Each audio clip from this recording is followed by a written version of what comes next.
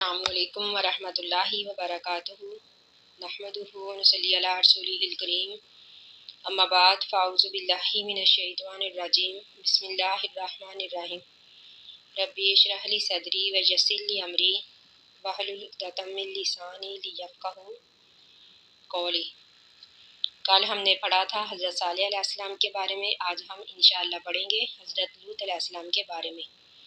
اللہ سبحانہ و تعالیٰ قرآن پاک میں فرماتے ہیں وَلُوطًا، اور لوط علیہ السلام کو بھیجا نبی بنا کر، اذ قال لقومہ، اذ قال جب کہا لوط علیہ السلام نے لقومہ اپنی قوم سے، اتاتون الفاحشۃ، اتاتون کیا تم آتے ہو، الفاحشۃ بے حیائی کی طرف، ما سبقکم نہیں کیا تم سے پہلے، بیہا اس بے حیائی کو، من احدین کسی ایک نے بھی، من العالمین جہان والوں میں سے۔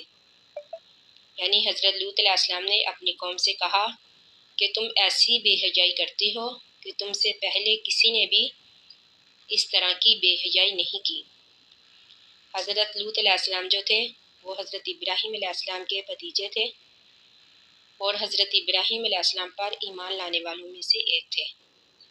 اللہ تعالیٰ نے ان کو بھی نبی بنا کر بھیجا، جس علاقے کی طرف نبی بنا کر بھیجا اسے سدوم کہا جاتا ہے۔ یہ علاقہ جو ہے یعنی سدوم، یہ بیت المقدس اور اردن کے درمیان واقع ہے۔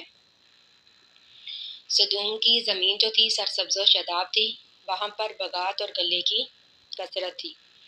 تو حضرت لوط علیہ السلام نے سب سے پہلے تو ان کو توحید کی دعوت دی، یعنی ایک اللہ کی عبادت کرنے کی دعوت دی۔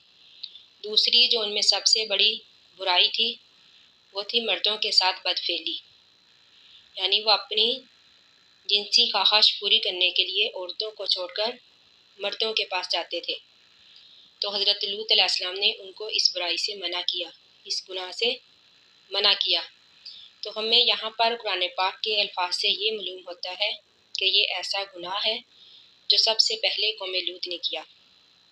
تو یہاں پر یہ مناسب سمجھا گیا کہ لوگوں کو پہلے اس جرم کی خطرناکی سے آگاہ کر دیا جائے۔ تو لواطت کی سزا کے بارے میں اختلاف ہے، بعض علماء کے نزدیک اس کی سزا جو ہے زنا کی سزا کے برابر ہے، یعنی اگر کوئی شادی شدہ گناہ کرے تو اس کو رجم کر دیا جائے، اگر کوئی غیر شادی شدہ ہو تو اسے 100 کوڑے مارے جائیں۔ لیکن بعض علماء کے نزدیک اس کی سزا رجم ہی ہے، چاہے وہ شادی شدہ ہو یا پھر غیر شادی شدہ، اور بعض علماء کے نزدیک فاعل اور مفعول بھی ہی دونوں کو قتل کر دیا جائے۔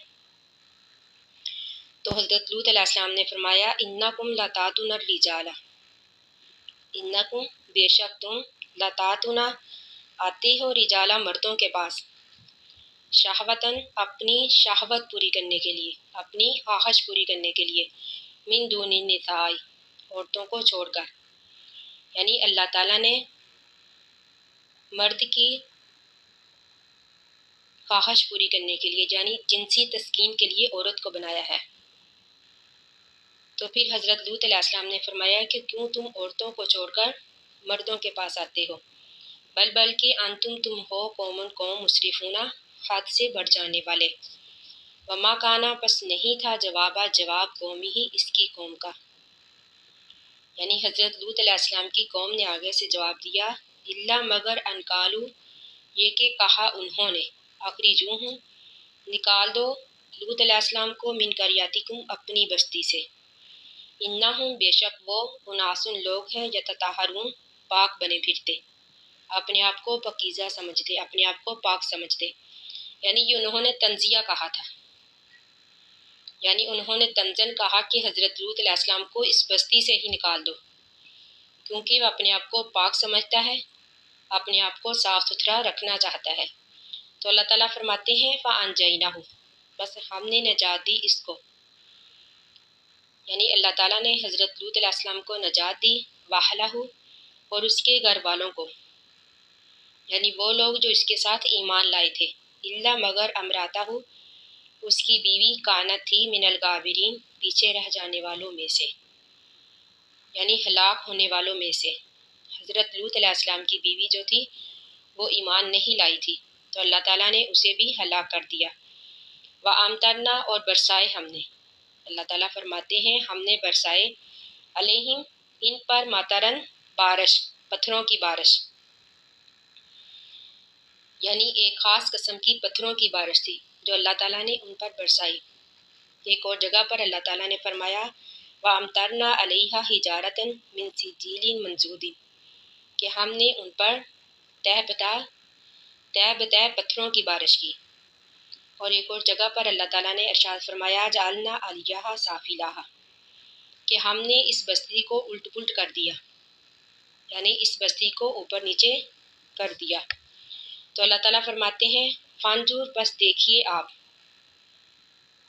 अल्लाह ताला हमारे नबी सल्लल्लाहु अलैहि वसल्लम से मुखातब होकर फरमाते हैं फांजुर, बस देखिए आप कैफा कैसे काना हुआ आकिबतुल मुजरिमीन, आकिबतु अंजाम अल मुजरिमीना, मुजरमों का, यानी वो लोग जो अलानिया तौर पर अल्लाह का इनकार करते हैं, अल्लाह के अहकामात को मानने से इनकार करते हैं और नबियों को जुटलाते हैं, जिस तरह के इन कौमों ने किया, यानी कौम आद, कौम नूह और फिर कौम लूत। तो अल्लाह ताला फरमाते हैं कि हम उन लोगों को इसी तरह तबाह बर्बाद कर देते हैं।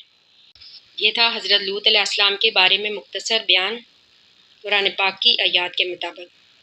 हम इंशाअल्लाह ज़्यादा तफसील जिस तरह तर्जमा पढ़ते जाएंगे, यानी जिस तरह कुरान पाक का तर्जमा और तफसीर पढ़ते जाएंगे, उसी तरह हम ज़्यादा से ज़्यादा इंशाअल्लाह तफसील भी पढ़ते जाएंगे। तो यहाँ पर कुरान पाक की आयत के मुताबिक मैंने मुख्तसर बयान किया है। अब इंशाअल्लाह हम कल शुरू करेंगे हज़रत शुएब अलैहिस्सलाम के बारे में।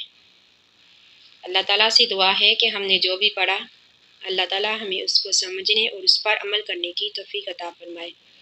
आमीन सुम्मा आमीन। आखिरु दावाना अनिल हम्दुलिल्लाहि रब्बिल आलमीन। अस्सलामु अलैकुम व रहमतुल्लाहि व बरकातुहू।